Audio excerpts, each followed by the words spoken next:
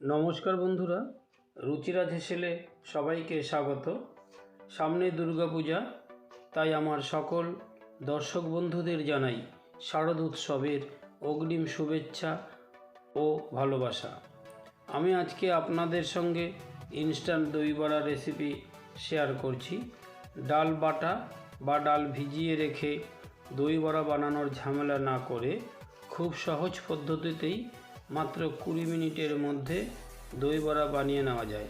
কিভাবে বানাবেন দেখে নেওয়া যাক আমার আজকের এই দই বড়ার রেসিপি। ডাল ছাড়া দই বড়া বানাবার জন্য আমি একটি বাটির মধ্যে নিয়েছি 1 কাপ সুজি।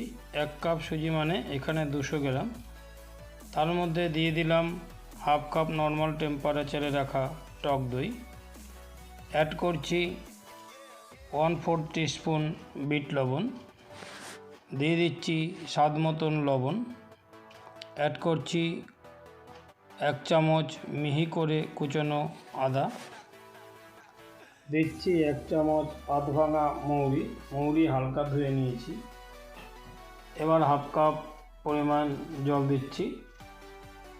সব কিছু দিয়ে সুজির সাথে খুব ভালো করে মিশিয়ে নেব। সুজির যে ব্যাটারটা তৈরি হবে সেটা খুব বেশি পাতলা বা খুব বেশি ঘন হবে না। আর সুজিটাকে খুব ভালো করে ফেটিয়ে 10 থেকে 15 মিনিটের জন্য ঢাকা দিয়ে রেখে দেব, যাতে সুজিটা নরম হয়ে ফুলে যায় এবং ব্যাটারটা খুব সুন্দর তৈরি হয়। ব্যাটারটা আমাদের তৈরি হয়ে গেছে। এবার 10 মিনিটের জন্য ঢাকা দিয়ে রেখে দেব।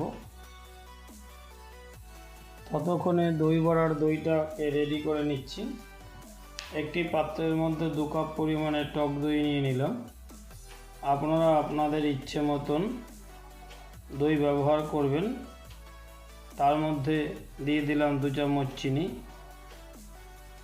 হাফ চামচ পরিমাণ বিট লবণ ও স্বাদ মতন লবণ দিয়ে দিচ্ছি। চিনির স্বাদটা কিছুটা নিজেদের মতো করে দেবেন, নিজেরা যতটা পছন্দ করেন। স্বাদ মতন লবণ, বিট লবণ আর চিনি দিয়ে এবার খুব ভালো করে দইয়ের সাথে সব কিছু মিশিয়ে নেব। দইয়ের সাথে আর জল ব্যবহার করছি না, কারণ লবণ আর চিনি ব্যবহারের কারণে দইটা পাতলা হয়ে যাবে। এদিকে আমাদের সুজির ব্যাটারটাও রেডি হয়ে গেছে। সুজিটা খুব ভালোভাবে ফুলে উঠেছে। এবার হালকা নাড়াচাড়া করে নিচ্ছি।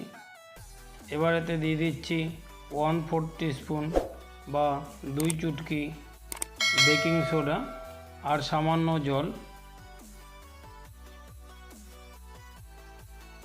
জল দিয়ে বেকিং সোডা সুজির ব্যাটারের সাথে খুব ভালো করে মিশিয়ে নিচ্ছি।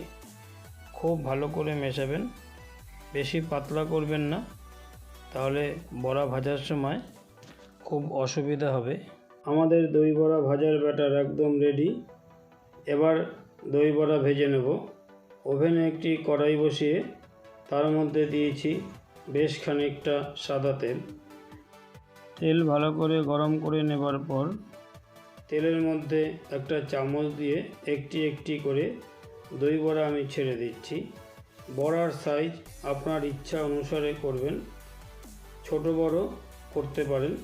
গ্যাসের ফ্লেম মিডিয়াম টু হাইতে রেখে বড়াগুলো ভেজে নিতে হবে। বড়ার এক পিঠ ভেজে আর এক পিঠ উল্টে ভেজে নিতে হবে। বড়ার এক পিঠ ভেজে উল্টে দিচ্ছি। বড়া উল্টে আর এক পিঠ ভেজে নিতে হবে।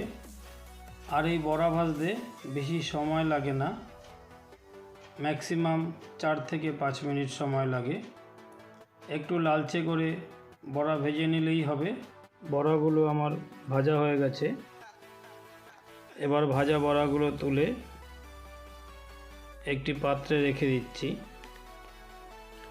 এইভাবে একে একে সমস্ত বড়াগুলো ভেজে নেবেন। এবার একটি বাটিতে কিছুটা গরম জল নিয়েছি, তাতে সামান্য লবণ দিয়ে দিচ্ছি। এই গরম জলে এবার বড়াগুলো ভিজিয়ে দেব 2 মিনিটের জন্য। যাতে বড়াগুলো স্পঞ্জি হয়। বড়া বেশি ভেজাবেন না, তাহলে নরম হয়ে যাবে, খেতে ভালো লাগবে না। এবার জল থেকে বড়া তুলে নিচ্ছি এবং ভালো করে চেপে বড়া থেকে সমস্ত জল বার করে দিচ্ছি ও একটি প্লেটের মধ্যে রেখে দিচ্ছি। এবার আগে থেকেই ফেটিয়ে রাখা চিনি ও লবণ মেশানো টক দই আমি বড়ার ওপর ভালো করে দিয়ে দিচ্ছি। টক দই দেওয়া হয়ে গেছে। এবার ওপর থেকে ছড়িয়ে দিচ্ছি সামান্য বিট লবণ। বিট লবণ দই বড়ার ওপর দিলে একটি সুন্দর গন্ধ হয় এবং খেতেও খুব ভালো লাগে। টক দইয়ের ওপর থেকে দিয়ে দিচ্ছি পুদিনা আর ধনেপাতার গ্রিন চাটনি।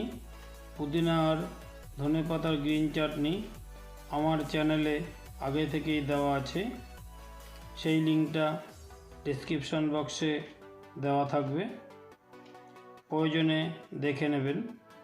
তার উপর দিয়ে দিচ্ছি টক ঝাল মিষ্টি তেঁতুলের চাটনি। এই মিষ্টি চাটনির রেসিপিটিও আমার চ্যানেলে দেওয়া আছে, লিঙ্কটা ডেসক্রিপশন বক্সে দিয়ে দেব, দরকার হলে দেখে নেবেন। এবার ওপরে সামান্য টক দই দিয়ে দিলাম। টক দই দিয়ে ওপর থেকে সামান্য ভাজা জিরের গুঁড়ো ছড়িয়ে দিচ্ছি। ভাজা জিরের গুঁড়ো দেওয়ার পরে এবার ওপর থেকে দিয়ে দিচ্ছি সামান্য লঙ্কার গুঁড়ো। লঙ্কার গুঁড়োটা দেওয়ার ফলে দেখতে খুব সুন্দর লাগছে, দেখতে খুব ইউনিক হয়েছে। ওপর থেকে হালকা করে ফ্যাটানো টক দই দিয়ে দিলাম। দই দিয়ে এবার উপর থেকে দিয়ে দিচ্ছি ঝুরি ভাজা। দই বড়াতে ঝুরি ভাজা না দিলে দই বড়া খেতে একদম ভালো লাগবে না। ওপর থেকে ঝুরি ভাজা দিয়ে দিলাম। এবার দিয়ে দিচ্ছি ধনেপাতা কুচনো।